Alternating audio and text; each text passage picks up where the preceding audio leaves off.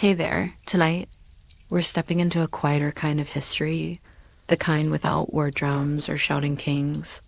Just the sound of boots on marble, a book wrapped in cloth, and footsteps that echo down long, cold corridors.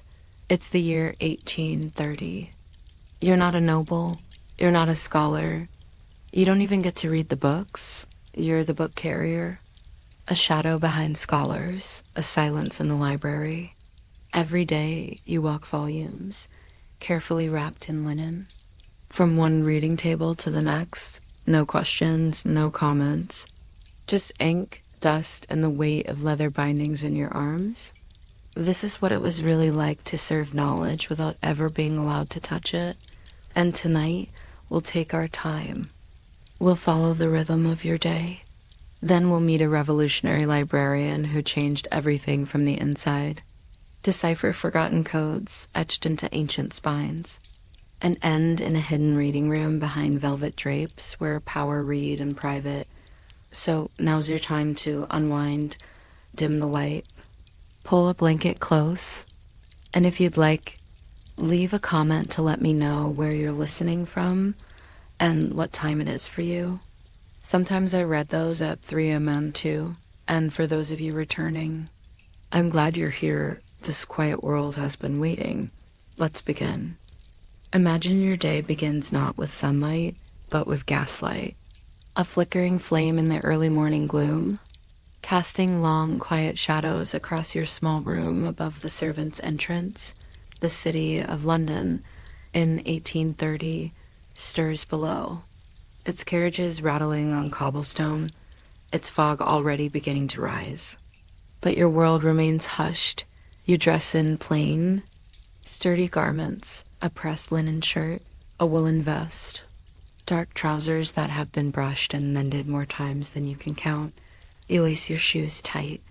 They'll carry you many miles, all indoors. You arrive at the Royal Library just before the bell tolls.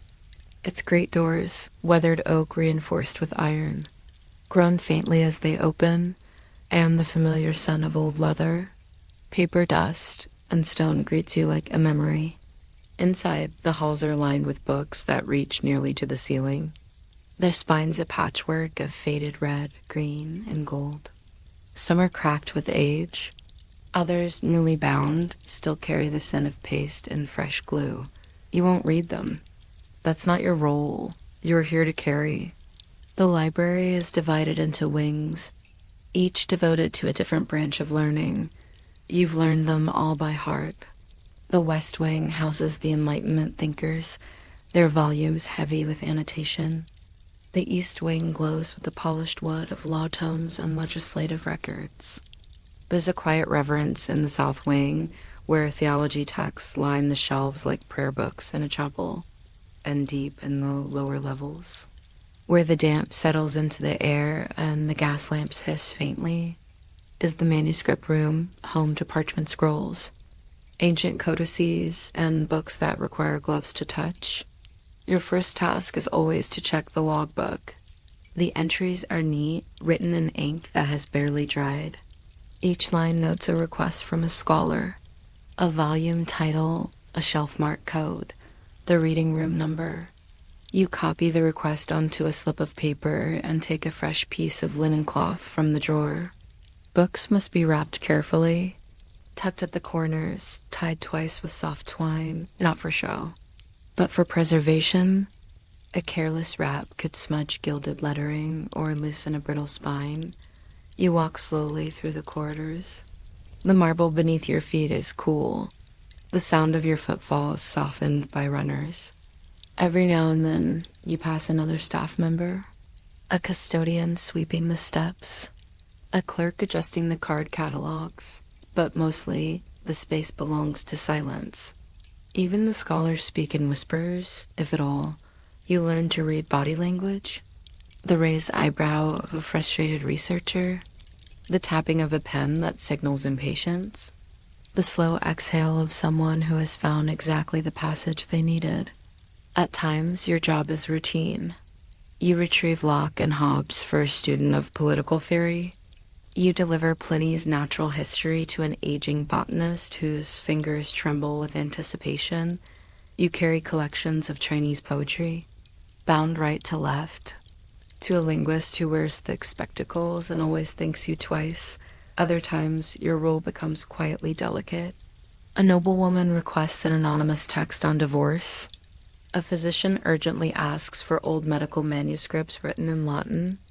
You deliver them with the same silent care, neither confirming nor questioning, just passing along what is needed. Sometimes you pause near a table where an especially beautiful book has been opened. Illuminated initials dance across the pages in blue and gold. Miniature paintings of saints, cities, and seashells shimmer in candlelight. You glance for only a moment, long enough to admire, never long enough to read. There are rules, always the rules. Do not converse with the scholars unless spoken to. Do not sit at a reading desk. Do not enter the rare vault unaccompanied. Do not, under any circumstance, remove a book from its wing without proper locking. Most of the time, no one checks. But you follow the rules anyway. The library demands a certain rhythm, a kind of obedience that becomes almost meditative. Carry, deliver, return, log, wrap, repeat. By the end of the day, your arms ache not from weight, but from caution. You've carried thoughts, arguments, revolutions, philosophies, without ever speaking a word of them aloud. You pass by volumes that have never been checked out, whose pages may not have been turned in decades, and yet their presence still matters. Each book a sleeping voice waiting for a reader. As the sun begins to set beyond the narrow, frosted windows, you return your last wrapped book to its shelf. You untie the cloth slowly, smoothing it flat before folding it away. You record the return in the ledger, closing it with quiet finality, and then you slip back into your coat, your shoes soft against the stone as you exit through the servant's door into a city that has never known your name. But that is the nature of your work, invisible, yes, but essential like the library itself. You exist to hold knowledge, not to proclaim it. As we leave behind the echo of footsteps through the marble corridors of the Royal Library, let's pause for a moment to sit beside a man whose quiet resolve and restless intellect reshaped the world of books, though few today remember his name. Antonio Panizzi, refugee, scholar, librarian, and rebel. His life is one of understated revolution, fought not with swords or speeches, but with catalogues, reading desks, and the sheer stubborn belief that knowledge belongs to everyone. Imagine yourself now in the soft lamplight of 19th century London. The air smells faintly of dust and old leather, and somewhere far off, the low rumble of carriage wheels taps against cobblestone. Inside the British Museum, the reading room opens before you like a great dome of silence. Rows upon rows of curved wooden desks stretch outward like ripples, each seat occupied by silent scholars. Some hunched in thought, others asleep in the cradle of open books. And they're always there, often before the others have arrived and long after they've gone, sits Panizzi. Born in 1797 in Briscello, a small town in northern Italy, Panizzi's early years were filled with study and tension. The Napoleonic Wars had left Italy fractured, and nationalist stirrings were growing in secret societies like the Carbonari. Young Panizzi, a professor of law in Parma, joined the cause. But when the authorities uncovered his political affiliations, his life changed forever. He fled the country, barely escaping arrest. His journey led him through Switzerland and eventually to England, an exile in a language not his own, in a country not yet ready to trust him. But Panizzi adapted. In Liverpool, he began teaching Italian. His students adored him. His intellect was impossible to ignore. By 1831, he secured a modest position at the British Museum as assistant librarian. And though he was still regarded by some as an outsider, a foreigner, a political radical. His tireless work soon commanded respect. The museum's library at the time was vast, yet chaotic. Books were shelved by inconsistent methods, catalogued in ways that often led nowhere. Panizzi saw potential in the disorder. Over the years, he quietly and carefully developed a set of standards, rules that were logical, scalable, and surprisingly modern. These became the foundation for his famous 91 cataloging rules, which would later influence the Library of Congress and most Western library systems still in use today. But Panizzi didn't stop with the paperwork. He imagined something larger, a space where learning could be democratic, where readers from all walks of life could sit beside scholars and statesmen. In 1857, his vision became reality with the completion of the British Museum's round reading room. Its great iron dome filtered light into the space like a perpetual dawn. No velvet ropes, no exclusive clubs, just open desks, good light, and access. It was, in a quiet way, revolutionary. And through it all, Panizzi read, often into the late hours, long after the rooms had emptied. He loved books not just as objects, but as instruments of resistance. He read banned books, translated suppressed texts. It said he believed that ideas, even dangerous ones, should be studied, not silenced. A devout believer in reason, he saw libraries as battlegrounds for truth, where no sword need be drawn. Colleagues described him as warm but impatient, brilliant but guarded. He had little time for bureaucracy and even less for the aristocratic gatekeeping that once defined academic life. Panizzi believed that a miner's son had just as much right to knowledge as a duke, that a tired clerk should find the same books as a university professor. By the time he became principal librarian, the highest position in the institution, the British Museum was no longer an elite chamber of rare curiosities. It had become a people's library, open, organized, and quietly radical. Panizzi had built bridges not just between shelves, but between classes. Yet, even in success, he remained a solitary figure. He never married. He walked the halls with quiet determination. He worked by candlelight while others dined. And when he passed in 1879, his name faded gently from public memory, like a librarian's ink drying unseen in the margin of a well-worn volume. But if you've ever searched for a book and found it waiting exactly where it should be, if you've sat in the quiet of a public library and felt, even for a moment, the thrill of discovery, if you wandered between shelves and known that someone once took great care to put those volumes in order just for you, then you felt Panizzi's legacy. He never fought in open rebellion. He never returned to his homeland, but in a way, his revolution succeeded. Not with gunpowder, but with paper. And now, as we rise once more from the pages of his story, let's take that calm with us into the next chapter of our journey. Let's drift now further back in time, past the flickering gas lamps of the 19th century, past the scent of leather bindings and the sound of boots across marble floors. Let's sink into something quieter, older, deeper. You're now standing in a medieval library.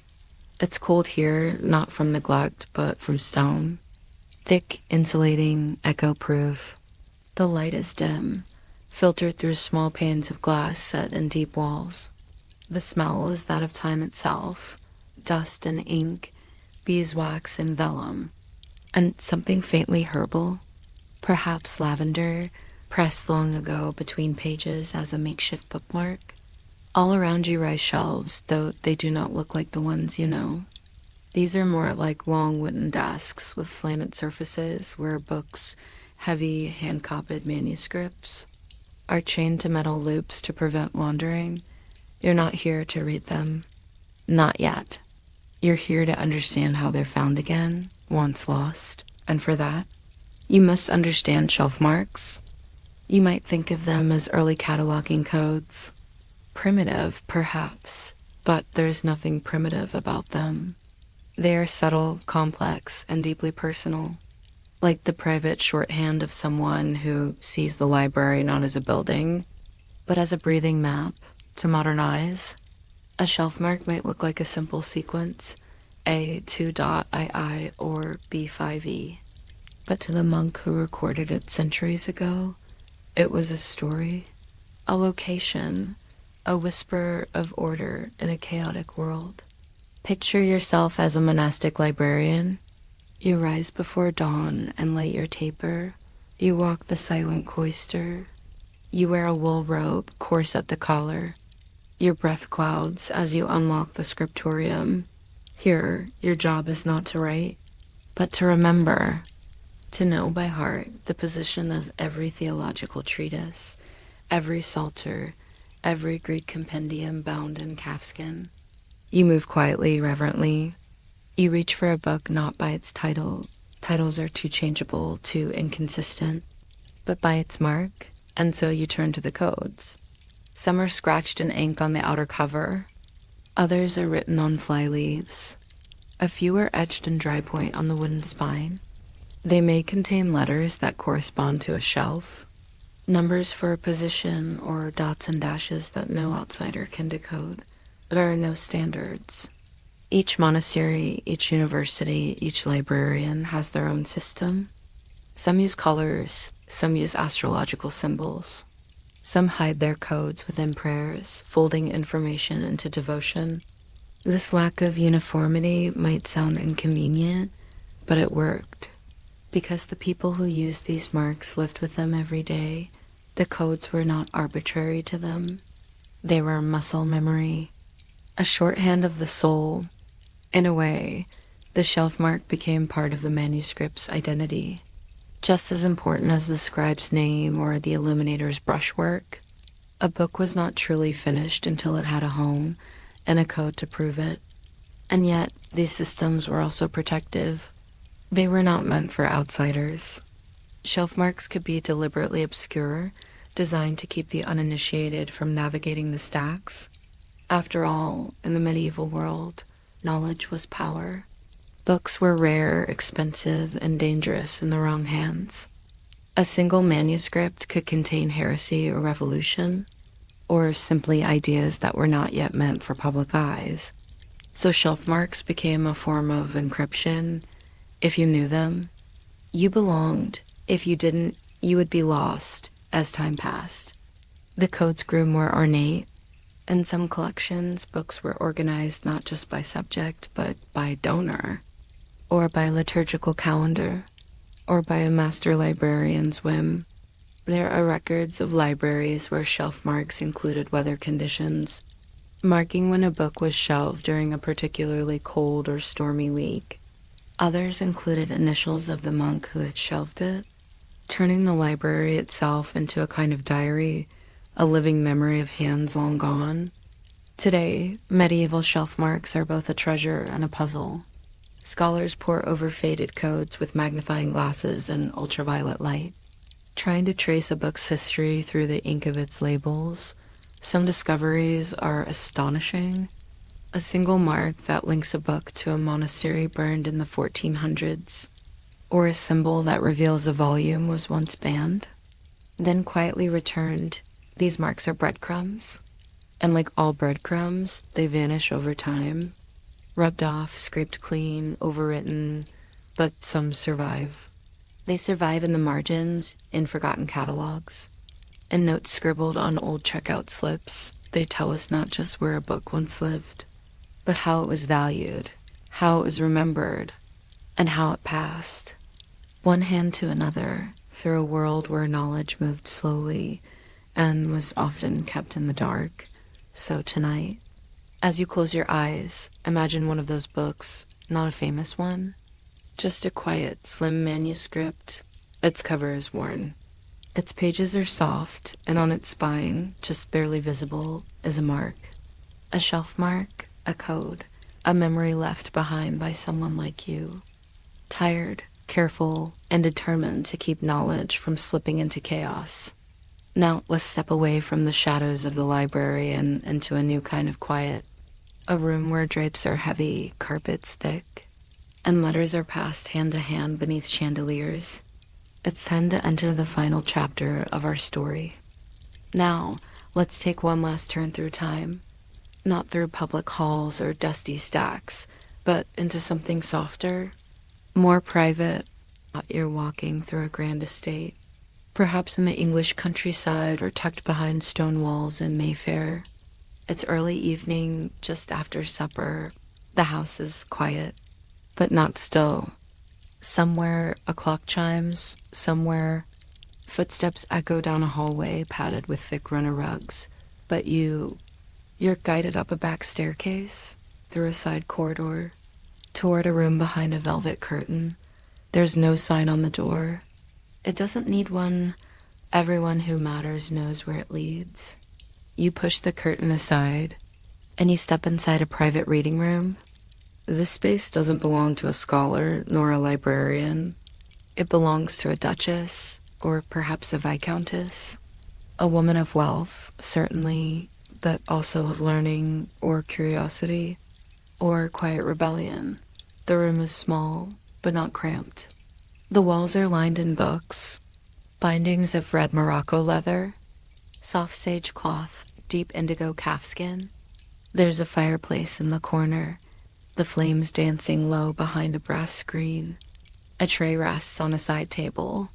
Porcelain teacups, half a scone, a silver letter opener left askew. A reading chair waits by the window, its cushion worn in just one spot. The Duchess herself is not here, at least not now. But you feel her presence. There's a scarf tossed over the arm of the chair, a delicate scent of rosewater in the air. A handwritten note folded between the pages of a political essay. A letter still sealed, slipped beneath a volume of poetry. You can tell she reads more than etiquette manuals and embroidery patterns. Here, she is free to be curious. In this room, the private and the intellectual meet. She reads political tracts, volumes of Locke and Voltaire, novels she would never admit to owning, romances, serialized melodramas, anonymous tales of scandal and love. Books arrive from the continent wrapped in brown paper, smuggled in past customs agents. Friends send recommendations written in coded language. Publishers whisper about new editions, promising fresh translations, new ideas, and always the reading stays hidden. A woman must be careful, not because she is ashamed, but because knowledge, especially a woman's knowledge, can be dangerous in the wrong light. Imagine her evening ritual. She finishes dinner late. She excuses herself from a salon of tedious conversation. She walks through the darkened halls in slippers. She lifts the curtain, lights a single candle, and disappears into another world. Sometimes she reads aloud, to herself, quietly. Sometimes she doesn't even need to open the book. The words are already in her memory. Sometimes she writes notes in the margins. Other times she copies full passages into her diary. The act of reading for her is not just escape, it's identity, agency. A quiet rebellion wrapped in leather and gold leaf. These rooms, these private reading rooms, existed all over the world. In stately homes and city apartments, in tucked away corners of palaces and cottages alike. They were not always grand. Often they were small, even secret, but they were sanctuaries, places where women, often denied formal education, created libraries of their own. Libraries built of longing, resilience, and the simple, powerful act of turning a page. Now picture the fire burning low, the shadows curling across the walls, the Duchess, no longer young, but not yet old, setting her book aside. She sighs, stretches, and leaves a bookmark tucked into a volume no one else knows she owns. She rises, extinguishes the candle, and slips quietly back into the hall. The curtain falls behind her. The room waits. The books wait. And you remember that reading has always been more than knowledge. It has been safety, solace, sanctuary. especially for those who weren't always permitted to read freely. So let's step out gently now, leaving the Duchess's world behind. Our journey tonight has taken us from cold marble corridors to coded manuscripts, from Forbidden's libraries to rooms of quiet power, all linked by the silent passing of books, hand to hand, shelf to shelf, reader to reader. In a moment, we'll wrap up together with a soft closing reflection, but for now, just rest here a little longer, surrounded by the weightless hush of parchment and the stories that waited patiently, century after century, to be opened once again. And now, the night deepens around you, just like it once did around candlelit desks and quiet library halls. The echo of footsteps fades down marbled corridors. Books rest undisturbed in tall wooden cases.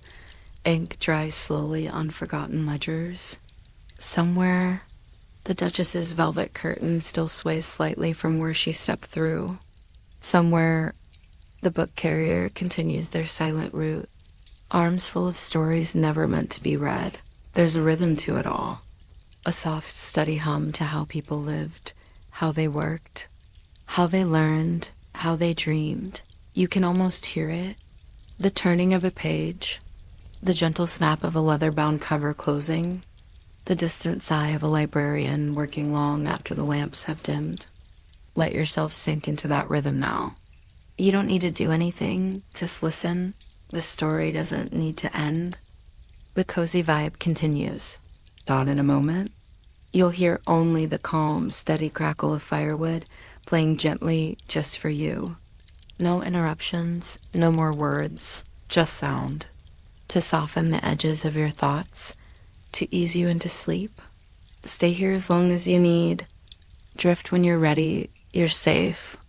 And the past is quiet, and it's still flickering, like a flame that never quite goes out. Good night.